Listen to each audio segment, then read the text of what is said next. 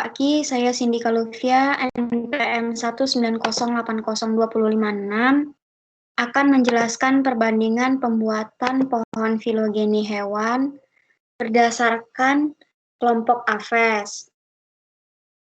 Jurnal pertama, dasar pembuatan pohon filogeni berdasarkan DNA.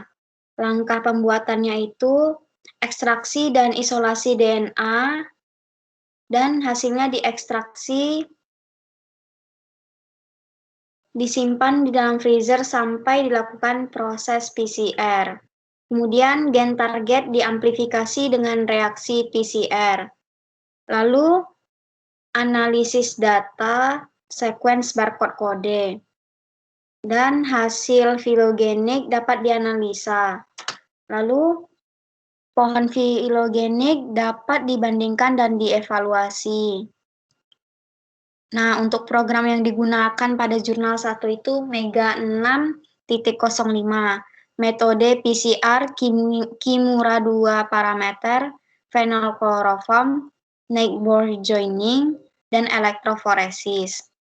Pada jurnal 2, dasar pembuatan pohon filogeni berdasarkan DNA. Langkah pembuatan itu isolasi DNA sampel, lalu DNA hasil isolasi diamati dengan gel agarose. Lalu DNA diamplifikasi dan sequencing. Lalu analisis data hasil sequencing. Dan yang terakhir, pohon filogeni dapat dibandingkan dan dievaluasi. Program yang digunakan itu CRUSTAL-W, Mega 6.0 dan BLAST. Metodenya metode PCR, elektroforesis, Kimura 2 parameter, Neck-Bohr joining, dan maksimum likelihood. Lalu, jurnal ketiga, dasar pembuatan pohon filogeni berdasarkan DNA. Langkah pembuatan itu sequence DNA, diekstraksi DNA-nya. Kemudian diamplifikasi fragmen DNA menjadi panjang, sehingga DNA target dengan proses PCR. Lalu, setelah proses sequencing, sampel disejajarkan. Lalu, jumlah bahasa yang terdapat informasi dan situs bervariasi dianalisis.